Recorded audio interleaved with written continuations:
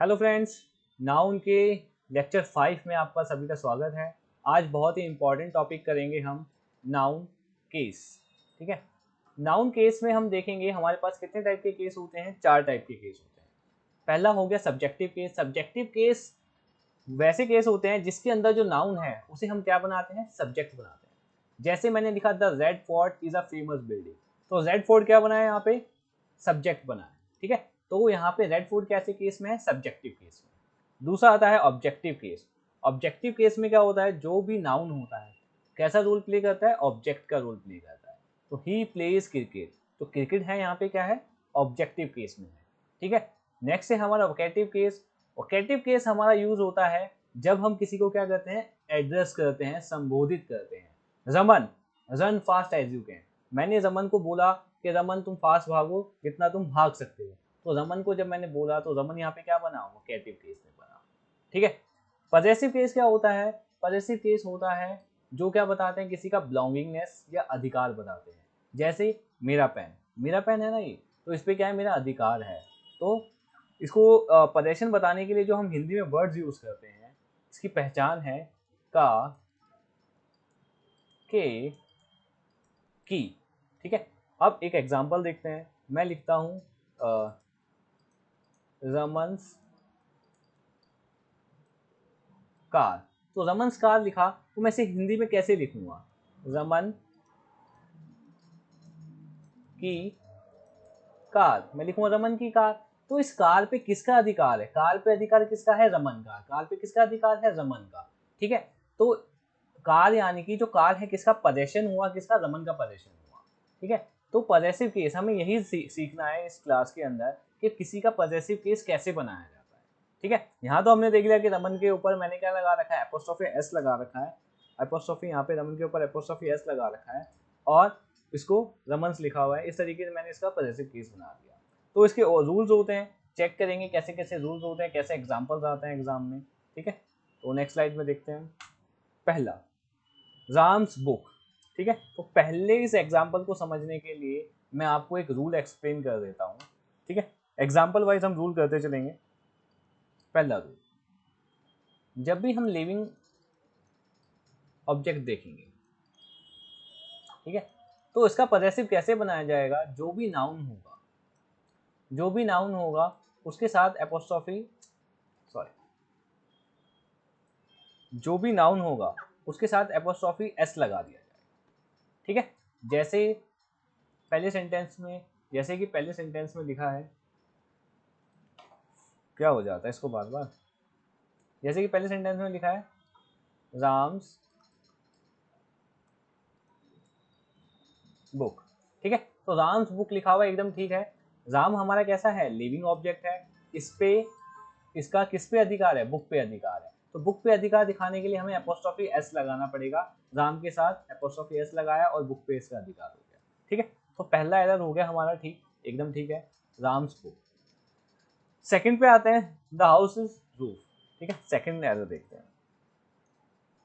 Second क्या होता है, नॉन लिविंग के लिए।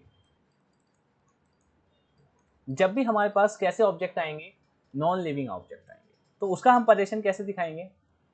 ठीक है, द प्लस पजेशन, पजेशन बार बार मैं बता रहा हूँ, जिस पे अधिकार होगा उसको कहेंगे पजेशन। द पजेशन ऑफ, फिर हम लगाएंगे ऑफ, यहाँ एपोस्ट्रोफी एस यूज हम नहीं करते। द पजेशन ऑफ प्लस में नाउन, जिस भी नाउन की हम बात कर रहे हैं। ठीक है, इसको देखते हैं हम, द हाउस इज रूफ। ठीक है, अब इसका हमें बनाना है। इसमें हम कहना क्या चाहते हैं कि छत की, जो घर की है छत, जो घर की छत, तो पजेशन किस पे है, रूफ पे है। तो इसका जब मैं बनाऊंगा तो इसको कैसे बनाऊंगा, the roof of the house. ठीक है, इसका पजेसिव कैसे बनेगा, the roof of the house. तो ऐसे कहना बिल्कुल गलत होता है। ठीक है, इसको बनाने के लिए हम क्या करेंगे, सबसे पहले पजेशन। तो पजेशन क्या है, नाउन हमारा यहाँ पे क्या है, हाउस हमारा क्या है, नाउन है, और हमें उसका पजेशन दिखाना है छत के साथ। तो the roof of the house. ठीक है, तो सबसे पहले आएगा द, प्लस में पजेशन, प्लस में ऑफ, फिर क्या आता है, नाउन आता है। सेम टू सेम ऐसे ही है, द वॉल्स पेंटिंग। ठीक है, पेंटिंग हमारी कैसे है, पेंटिंग हमारी नॉन लिविंग होती है, तो इसका कैसे बनेगा, the painting of the wall. ठीक है, इसका ऐसे बनेगा। अब आते हैं फोर्थ पे, फोर्थ को हम देखते हैं, नीचे ही देख लेते हैं। अब बुक और इजी, और सॉरी बुक और रूल्स, बुक के साथ किसका परेशान है, रूल्स का। ठीक है, तो हम देखते हैं नॉन लिविंग है, नॉन लिविंग का हम कैसे बनाते हैं, the rules of this book are easy. ठीक है, the rules of this books are easy, ये इसका बनेगा। सेम टू सेम हमने जो ये हमारा जो सेकंड है हमारा कि द प्लस में पोजीशन प्लस में ऑफ प्लस में नाउन, इस तरीके से हमारा बनाया जाता है नॉन लिविंग का। ठीक है, तो मैंने क्या बनाया, the rules of this book are easy. ठीक है, फिफ्थ पे आते हैं हम, अ म्यूजिशियंस वाइफ। ठीक है, तो अब म्यूजिशियन कैसा हो गया, लिविंग ऑब्जेक्ट हो गया हमारा। ठीक है, तो ऐसा कहना बिल्कुल ठीक होगा, मगर इसको एक तरीके से और कहा जा सकता है, वाइफ ऑफ अ म्यूजिशियन। ठीक है, तो दोनों तरीके सही हैं कहने के। ठीक है, अब म्यूजिशियंस वाइफ भी हम कह सकते हैं वाइफ ऑफ अ म्यूजिशियन। ठीक है, तो ये सेंटेंस ऐसा है जिसमें पहला रूल भी फिट बैठ रहा है और दूसरा भी फिट बैठ रहा है, दोनों तरीके ठीक है। मगर इसके लिए, ठीक है ना, ये जो नॉन लिविंग था, नॉन लिविंग के लिए दूसरा ही रूल लगेगा। ठीक है ना, द प्लस में पोजीशन, ऑफ प्लस में नाउन वाला। ठीक है, छठे को समझने के लिए आते हैं नेक्स्ट पे, नेक्स्ट स्लाइड। अब जो हमारे नाउन होते हैं, हमने पहले कैटेगरी करी, नाउन कैसा होगा, या तो लिविंग होगा या नॉन लिविंग होगा। अब एक और कैटेगरी इसकी डिवाइड करते हैं, जो नाउन है वो कैसा होगा, इसको ऐसे करते हैं, एक सेकंड। जो नाउन है, ओहो, जो नाउन है हमारा कैसा है, प्लूरल है। नाउन का हमारा कैसा है, प्लूरल है। अब किसी भी नाउन का प्लूरल हम दो तरीके से बना सकते हैं। ठीक है ना, किसी भी नाउन का प्लूरल हम दो तरीके से बना सकते हैं। एक तो नाउन लिखा प्लस में एस लगा दिया। ठीक है ना, जैसे प्लस में एस लगा दिया, जैसे कि लिखा है टीचर का मुझे बनाना हो तो क्या मैं बना दूंगा, टीचर्स। ठीक है, अब दूसरा होता है कि बीच में जो वर्ड है वो चेंज कर दो, जैसे मैन का बनाना है। ठीक है ना, जैसे किसका बनाना है, मैन का, तो मैं क्या लिखूंगा, मैन का कैसे बन जाता है, मैन हो जाता है। ठीक है, तो ये दो तरीके के हमारे प्लूरल आएंगे। नाउन हमारे सामने कैसा हो गया, प्लूरल हो गया। और हम प्लूरल देखेंगे, नाउन को दो तरीके से बना सकते हैं, नाउन लिखा प्लस में एस लिखा। ठीक है, और कैसा हो जाता है कि बीच का जो वर्ड्स होते हैं वो क्या हो जाते हैं, अल्फाबेट चेंज हो जाते हैं, एम ए एन होता है, प्लूरल कहते हैं तो एम ई एन होता है। तो इनका पॉजेसिव केस कैसे बनता है, ठीक है। अब जो नाउन एंडिंग विद एस, ठीक है, जो नाउन जिनका मैं प्लूरल बना रहा हूँ और वो किसके साथ एंड हो रहे हैं, एस के साथ एंड हो रहे हैं, तो उसका उसका क्या कहते हैं, हम पॉजेसिव केस कैसे बनाते हैं, उसमें सिर्फ उस नाउन के साथ हम क्या करते हैं, एपोस्ट्रॉफी लगा देते। ठीक है, क्या बताया मैंने, जैसे ही कोई भी नाउन, ये जो हम प्लूरल है दो तरीके से बना सकते हैं, नाउन प्लस एस किया या फिर बीच के क्या कहते हैं वर्ड्स को हमने चेंज कर देते हैं। ठीक है, जैसे लिखा है यहाँ पे टीचर्स, टीचर्स में लास्ट में एस आ रहा है, तो इसका पजेशन जब मुझे दिखाना होगा तो पजेशन दिखाने के लिए जो भी लिखा है उसके एंड में मैं क्या कर दूंगा, एपोस्ट्रॉफी लगा दूंगा। बट अब ये दूसरे वर्ड आ गए, इसके अंदर लास्ट में एस तो नहीं आ रहा, not ending with S, S के साथ एंड नहीं कर रहे। तो जब ये एस के साथ एंड नहीं कर रहे तो जैसा हमारा नॉर्मल रूल चल रहा था वैसा ही चलेगा, एपोस्ट्रॉफी इनके साथ क्या लगा दिया जाएगा, एस लगा दिया जाएगा। तो एग्जाम्पल से समझते हैं, आ जाइए। टीचर्स डे, टीचर्स शब्द अपने आप में क्या है, प्लूरल है। ठीक है, और मैंने इसका क्या बनाया, इसका टीचर्स डे जब बनाया तो यहाँ पे क्या करा, एपोस्ट्रॉफी लगा दिया, जो कि एकदम सही है। अगर मैं इसको ऐसे लिखता, टीचर्स, ये लिखना क्या हो जाता, गलत हो जाता। ठीक है, नेक्स्ट आ जाते हैं वर्कर्स। वर्कर्स, ठीक है, तो वर्कर्स शब्द कैसा है, प्लूरल है, वर्कर्स। अब इसका मुझे प्लूरल बना और इसका पजेसिव बताना है, तो पजेसिव बताने के लिए क्या करूँगा मैं, इसके साथ एपोस्ट्रोफी लगाऊंगा, ठीक है। तो यहाँ पे क्या होगा, ये कहना गलत होगा, क्या होगा, वर्कर्स डिमांड होगा। 8वें पे आते हैं।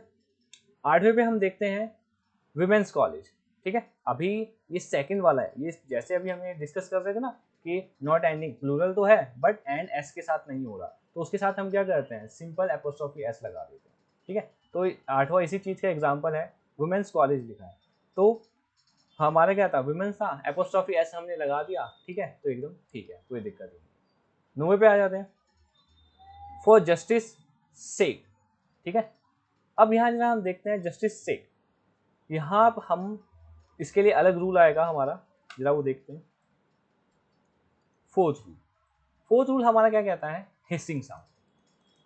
फोर्थ रूल किस पे है, हिसिंग साउंड के ऊपर।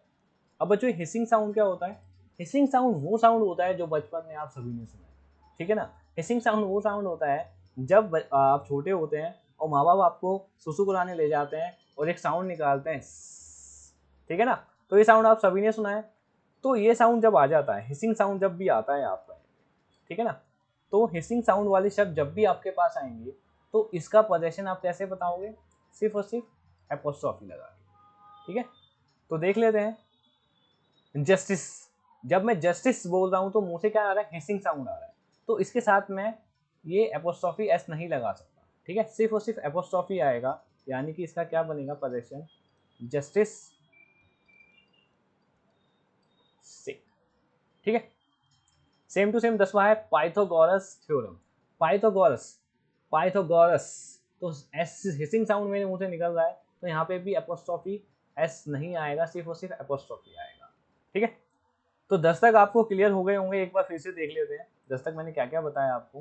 पहला था, सॉरी, पहला था कि लिविंग ऑब्जेक्ट, लिविंग ऑब्जेक्ट होगा तो सिर्फ कुछ नहीं होगा, नाउन एपोस्ट्रोफी एस कर देंगे। नॉन लिविंग होगा तो क्या करेंगे, द, फिर पोजेशन प्लस ऑफ, फिर एंड में नाउन आएगा।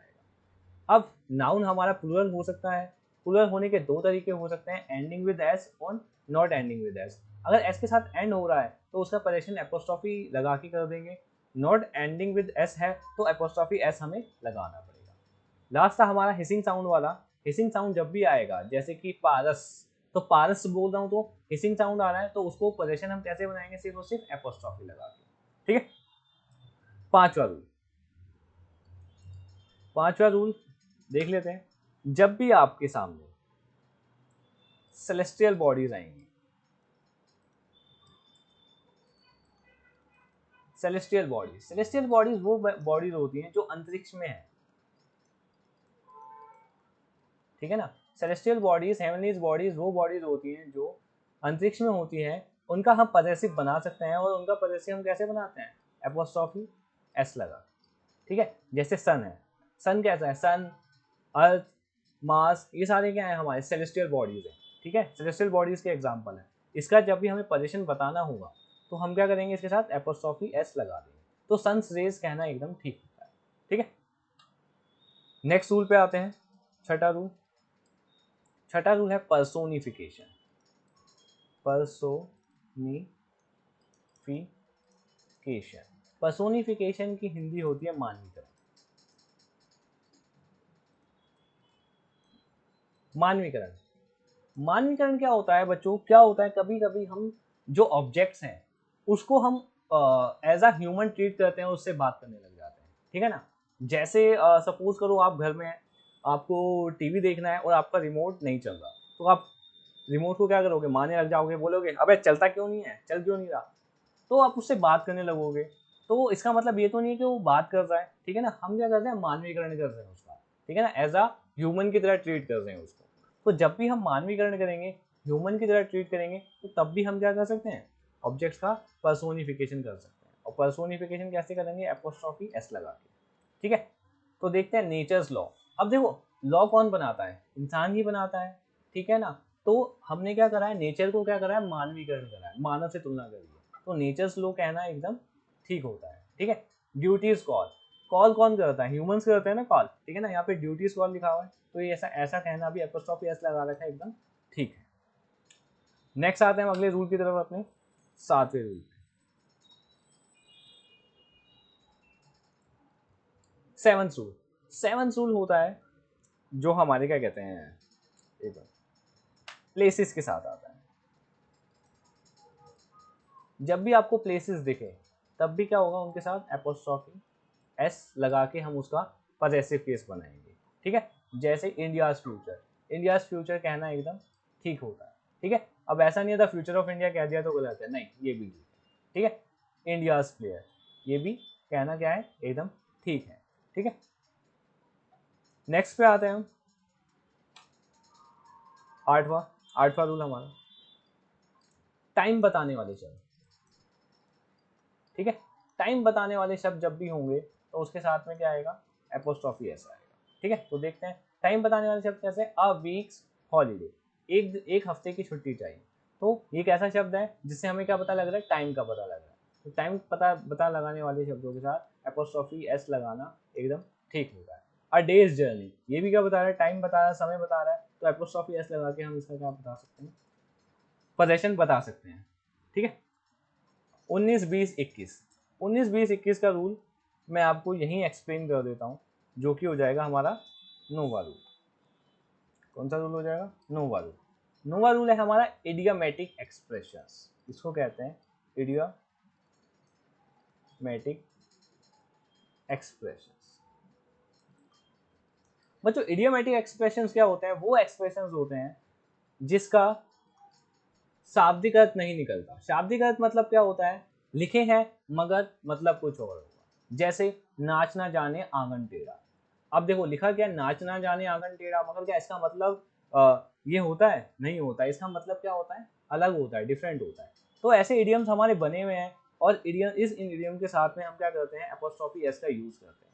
ठीक है, तो ये चीजें फिक्स हैं, हमें हमेशा ध्यान रखनी है, इडियम्स को याद रखना है। जब आप इडियम्स को याद करोगे तो आपको देखना है कि जिन जिन के साथ एपोस्ट्रोफी एस है उनके साथ एपोस्ट्रोफी एस हमेशा ही आएगा। ठीक है, तो ये जो तीनों हैं ये इडियोमेटिक एक्सप्रेशंस हैं हमारे। ठीक है, तो इडियोमेटिक एक्सप्रेशन जो होते हैं उसके साथ में एपोस्ट्रोफी एस, उसके साथ में एपोस्ट्रोफी एस हमेशा आता है। ठीक है, तो एक बार क्विक रिवीजन कर लेते हैं, फिर नेक्स्ट स्लाइड पे चलेंगे हम। देखते हैं पहला क्या था, living object. Living object noun के साथ में एपोस्ट्रोफी एस लगाया और बन जाता है। ठीक है, नॉन लिविंग, नॉन लिविंग में क्या करेंगे, द प्लस में पोजेशन प्लस में ऑफ लगाया, नाउन बनाया, तो इसका पोजेशन बन जाएगा। प्लूरल, प्लूरल दो तरीके से बना सकते हैं, एंडिंग विद एस और नॉट एंडिंग विद एस। तो एंडिंग विद एस है तो एपोस्ट्रोफी लगा देंगे, नॉट एंडिंग विद एस है तो सिर्फ, तो हम क्या करेंगे, एपोस्ट्रोफी एस लगा सकते हैं। हिसिंग साउंड वाले शब्द, ठीक है ना, हिसिंग साउंड वाले शब्द जब भी आ जाए आपके सामने तो क्या करेंगे, सिर्फ और सिर्फ एपोस्ट्रोफी लगा देंगे। सेलेस्टियल बॉडी, सेलेस्टियल बॉडी अंतरिक्ष वाली बॉडीज, ऐसी बॉडीज सन, आपका अर्थ, मार्स, ये हो गया, इनके साथ में वीनस, इनके साथ में हम एपोस्ट्रोफी एस लगा सकते हैं। पर्सोनिफिकेशन, पर्सोनिफिकेशन क्या करना, मानवीकरण करना। आपने किसी चीज का क्या करा, मानवीकरण करा, ह्यूमन की तरह ट्रीट करा, तो तब भी क्या करेंगे, हम उसके साथ एपोस्ट्रोफी एस लगा सकते हैं। प्लेस बताने वाले शब्द, इंडिया, ठीक है, जापान, ऐसे आप कभी भी शब्द यूज करेंगे, दिल्ली, तो उनके साथ भी आप क्या कर सकते हैं, एपोस्ट्रोफी एस लगा सकते हैं। टाइम बताने वाले शब्द, टाइम बताने वाले शब्दों के साथ भी क्या हो सकता है, एपोस्ट्रोफी एस लगाया जा सकता है। आगे बढ़े, नेक्स्ट स्लाइड है, हम देखते हैं my mother's in law behaviour. ठीक है, तो पहला है, पहले एरर को मैं एक्सप्लेन करता हूँ आपको।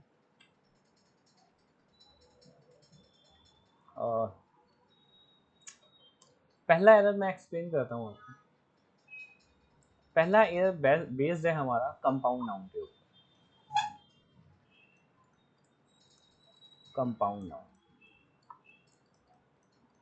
तो बच्चों कंपाउंड नाउन क्या होता है, कंपाउंड नाउन वो वर्ड्स होते हैं जो different different part of speech से मिलके बने हुए होते हैं। ठीक है ना, किससे बने होते हैं, different different different different parts of speech से मिलके बने होते हैं। ठीक है ना, जैसे देखो मदर्स इन लॉ, ये क्या है, different different part of speech से मिलके बने हुए हैं, और मिलके, ठीक है, मिलके क्या कर रहे हैं, एक नाउन बना रहे हैं। ठीक है, जिसे कहते हैं compound noun.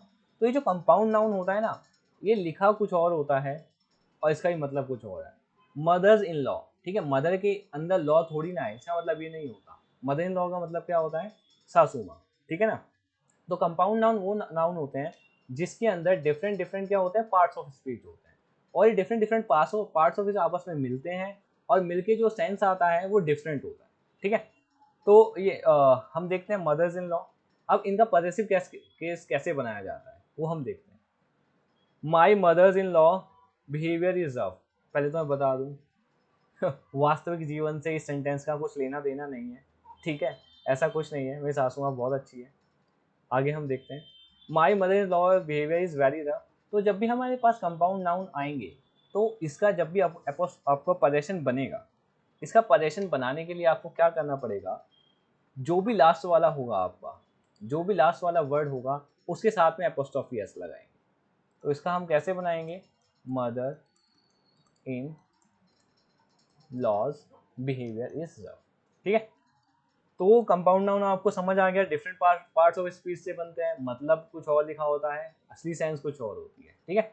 My brothers in laws car was stolen, ठीक है, ये भी कंपाउंड नाउन है, अलग अलग पार्ट्स ऑफ स्पीच से मिलकर बना हुआ है। अगर हमें इसका बनाना हो तो कैसे बनाएंगे, brother in laws car was stolen, the chairman of the committees, ठीक है। ये इतना बड़ा जो शब्द लिखा है कंपाउंड नाउन है, और सारे वर्ड मिलके क्या बना रहे हैं, कंपाउंड नाउन बना रहे हैं। तो एपोस्ट्रोफी एस लास्ट वाले के साथ लगता है, जैसा कि कमिटीज के साथ लगा हुआ है, एकदम ठीक है, ठीक है। नेक्स्ट में आते हैं, बिनोज वाइस पेरेंट्स आर कमिंग। अब आप देखोगे एक साथ क्या हो रही है, रिपीटिशन हो रही है, किसकी रिपीटिशन हो रही है, नाउन की रिपीटिशन हो रही है विद एपोस्ट्रोफी एस के साथ। तो जब आपके सामने ऐसा केस आ जाए, ठीक है ना, कि क्या हो आपके साथ दो नाउन आ रहे हो और क्या आ रहा हो, बार बार उनके साथ क्या कहते हैं, एपोस्ट्रोफी एस आ रहा हो, तो क्या करते हैं, पोजेशन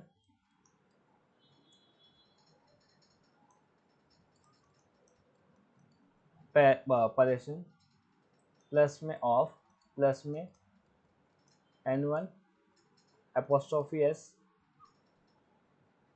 प्लस N2, ठीक है। ये हमारा क्या बनता है, इसका एक स्ट्रक्चर बनता है कि पहले क्या आएगा, पोजेशन, फिर क्या आ जाएगा ऑफ, फिर आएगा नाउन वन, उसके साथ एपोस्ट्रोफी एस आएगा, फिर क्या आएगा, N2 आएगा। तो इसको हम इस स्ट्रक्चर के हिसाब से बनाने की कोशिश करते हैं। पोजेशन क्या है, पेरेंट्स, पेरेंट्स ऑफ, ठीक है, पहला एन, ये है हमारा N1, ये है N2। अब पोजेशन ऑफ हो गया, N1 क्या है हमारा, विनोद, तो क्या बन जाएगा, parents of Vinod's, parents of Vinod's wife, wife ऐसे ही रहेगा, आर कमिंग, ठीक है। तो हमारा बन गया parents of Vinod's wife are coming. तो ध्यान रखना है, जब एक ही सेंटेंस के अंदर रिपीटिशन हो आपके पॉजेसिव केस की, तो उसका उसका चेंज कैसे किया जाता है, स्टार्टिंग में आएगा पोजेशन प्लस में of plus N1 apostrophe S plus में N, ठीक है। नेक्स्ट आते हैं हम पांचवे पे, फिफ्थ। फिफ्थ वो एक्सप्लेन करने के लिए पोजेशन हमें देखना पड़ता है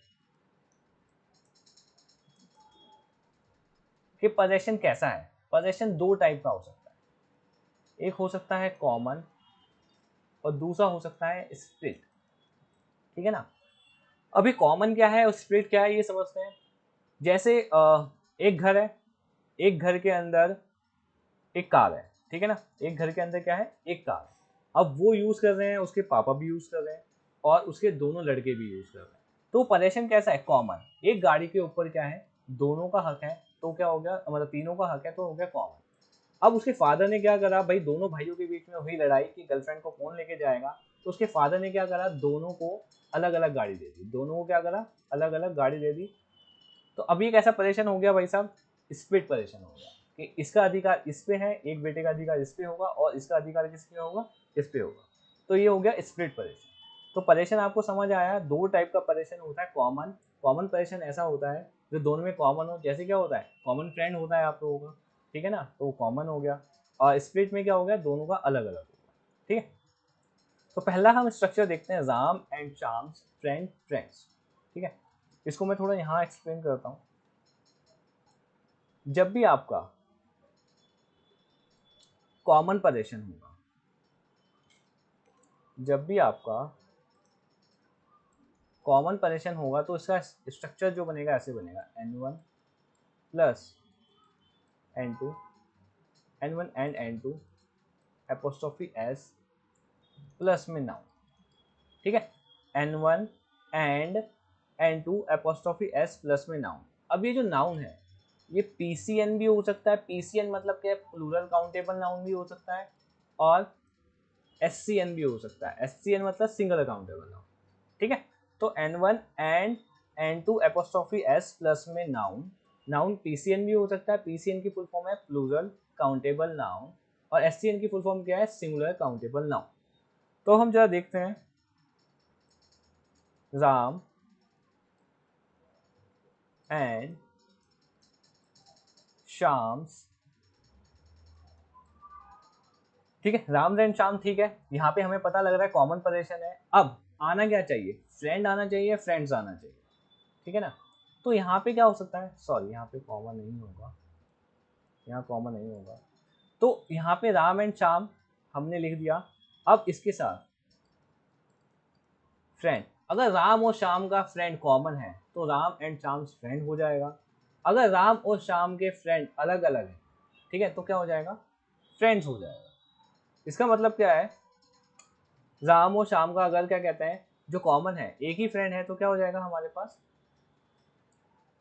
सिंगुलर फ्रेंड आ जाएगा यहाँ, ठीक है। मगर हो सकता है राम और शाम के जो क्या है कॉमन जो चीजें हैं, जो कॉमन है एक से ज्यादा हो, तो क्या हम लिख सकते हैं, फ्रेंड्स भी लिख सकते हैं, ठीक है। तो राम और शाम फ्रेंड्स कहना भी ठीक है और फ्रेंड कहना भी ठीक है। राम के जो कॉमन है, एक दोस्त भी हो सकते हैं, एक से ज्यादा भी हो सकते हैं, तो जब एक होगा तो फ्रेंड हो जाएगा, एक से ज्यादा हो जाएगा तो फ्रेंड्स हो जाएगा, ठीक है। दोनों में सेम ही लिख दिया मैंने, अच्छा ठीक है। अब देखते हैं छठे की एग्जाम, ठीक है। अब छठे में मुझे क्या बताना है, स्प्लिट बताना है। छठे में देखो हमें पता लग रहा है राम और शाम लिखा हुआ है, दोनों पे अलग अलग है। छठे पे क्या लिखा है, राम एंड शाम्स, ये कैसा है, स्प्लिट परेशन का है। तो जब भी स्प्लिट परेशन होगा हमारा, तो उसका स्ट्रक्चर बनेगा N1 apostrophe S and N2 apostrophe S plus में नाउन। अब ये नाउन कैसा होगा, या तो ये प्लूरल काउंटेबल नाउन होगा या ये अनकाउंटेबल नाउन। क्यों यहाँ पे सिंगुलर काउंटेबल नाउन क्यों नहीं आया, यहाँ सिंगुलर काउंटेबल नाउन इसलिए क्यों नहीं आया, जब दो लोगों की अलग अलग चीज होगी, इसकी भी अलग है, इसकी भी अलग है, तो वो क्या हो जाएगी, प्लूरल हो जाएगी ना, सिंगुलर तो हो नहीं सकती। राम के दोस्त और शाम के दोस्त सिंगुलर तो हो नहीं सकते, दोनों का अलग अलग पोजीशन है, तो इसलिए क्या हो जाएगा यहाँ पे, या तो प्लूरल काउंटेबल नाउन होगा या तो यहाँ क्या होगा, अनकाउंटेबल नाउन होगा। तो इसको देखते हैं, राम एंड शाम। तो इसलिए यहाँ पे जो लिखा है राम एंड शाम, फ्रेंड नहीं होगा, क्योंकि राम के भी अलग फ्रेंड है और शाम के भी अलग फ्रेंड है, कॉमन नहीं रहे, वो अलग अलग हो गए। तो जैसे ही राम और शाम के अलग अलग दोस्त हुए तो क्या हो गए, वो फ्रेंड्स हो गए, ठीक है। तो एक बार दोबारा से रिपीट कर रहा हूँ, जो हमारा परेशन होता है वो दो टाइप का होता है। एक होता है कॉमन, जिसपे दोनों का समान अधिकार हो, होता है स्प्लिट। स्प्लिट कैसा होता है, जिसपे दोनों व्यक्तियों का अलग अलग अधिकार हो।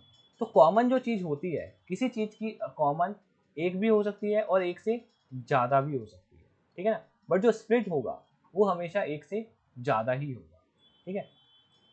आगे बढ़ते हैं हम, राम्स एंड शाम्स फ्रेंड, ये फिर से रिपीट हो गया, ठीक है ना। तो ये फिर से रिपीट हो गया, अभी हमने देखा क्या इसका आंसर क्या, फ्रेंड्स है। राम्स एंड लक्ष्मण फादर्स, अब देखो राम और लक्ष्मण, अब यहाँ पे हम देखेंगे, इसको ठीक करेंगे। राम और लक्ष्मण के फादर क्या थे, कॉमन थे। यहाँ पे कैसा परेशन दिख रहा है, कॉमन परेशन दिख रहा है, क्योंकि राम और लक्ष्मण को हम सब जानते हैं, राम लक्ष्मण फादर कॉमन है, ठीक है ना।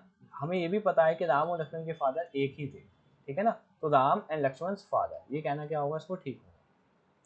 नेक्स्ट पे आते हैं, अर्जुन एंड भीम्स वाइफ, ठीक है। यहाँ पे क्या है, कॉमन। अब आप लोगों ने महाभारत पढ़ी हो तो आपको पता होगा अर्जुन और जो भीम थे उनकी वाइफ क्या थी, सेम थी, कॉमन थी। तो यहाँ पे क्या होगा, कॉमन परेशन लग रहा है, इसलिए क्या होगा, अर्जुन एंड भीम्स वाइफ, ठीक है। वाइफ नहीं होगा, वाइफ रहेगा, क्योंकि दोनों की एक कॉमन वाइफ थी। रफी एंड दिलजीत सॉन्ग्स, इसको देखते हैं। अब देखो रफ़ी क्या है, आज के टाइम के सिंगर नहीं है, रफ़ी है काफ़ी साल पहले पुराने सिंगर रहे हैं, और दिलजीत कैसे हैं, आज के टाइम के सिंगर हैं। तो इन दोनों के सॉन्ग जो होंगे वो अलग अलग होंगे, दोनों ने एक टाइम पे तो गाए नहीं है, दोनों ने मिलके तो कोई गाना गाया नहीं है। तो यानी कि इस सेंटेंस में हम जो बात कर रहे हैं, रफ़ी के अलग गानों की बात कर रहे हैं और दिलजीत के अलग गानों की बात कर रहे हैं। तो एक ऐसा पोजीशन आ रहा है इसके अंदर, स्प्लिट पोजीशन आ रहा है। तो स्प्लिट पोजीशन है तो क्या हो जाएगा, रफ़ीज एंड दिलजीत सॉन्ग्स, क्योंकि दोनों के गाने अलग अलग हैं, रफ़ी के गाने अलग हैं, दिलजीत के गाने अलग हैं, तो यहाँ पे क्या हो जाएगा, सॉन्ग्स हो जाएगा, सॉन्ग नहीं रहेगा। India and China's culture. अब देखो, इंडिया का कल्चर अलग है, चाइना का कल्चर अलग है, दोनों का कल्चर सेम तो है नहीं। तो यहाँ कैसा पोजीशन आपका फिट बैठेगा, स्प्लिट। तो स्प्लिट पोजीशन में क्या होता है, इंडियाज एंड चाइनाज कल्चर। ठीक है, तो हमें ध्यान रखना है कि पोजीशन कैसा है। पोजीशन कॉमन है तो क्या हो जाएगा हमारा, N1 and N2 apostrophe S plus में नाउन। अब ये नाउन प्लूरल काउंटेबल भी हो सकता है और ये नाउन सिंगुलर काउंटेबल नाउन भी हो सकता है। ठीक है, अगर स्प्लिट है तो कॉमन में क्या होता है, N1 and N2 apostrophe S plus में noun. Noun plural countable noun भी हो सकता है और नाउन सिंगुलर काउंटेबल नाउन भी हो सकता है। स्प्लिट में क्या होता है, स्प्लिट में हमारे अलग अलग पोजीशन दिखाया जाता है। तो N1 apostrophe S and N2 apostrophe S plus में हमारा नाउन। अब ये नाउन प्लूरल काउंटेबल नाउन होगा या तो क्या होगा, अनकाउंटेबल नाउन होगा। जैसे कि कल्चर क्या है, यहाँ पे अनकाउंटेबल नाउन है, तो कल्चर्स नहीं हो सकता, तो कल्चर्स का कल्चर ही। ठीक है, वीडियोस अच्छे से देखना, समझना, नहीं समझ आया तो बार बार देखना, कंसेप्ट क्लियर ना हो तो मुझे टेक्स्ट करना। धन्यवाद।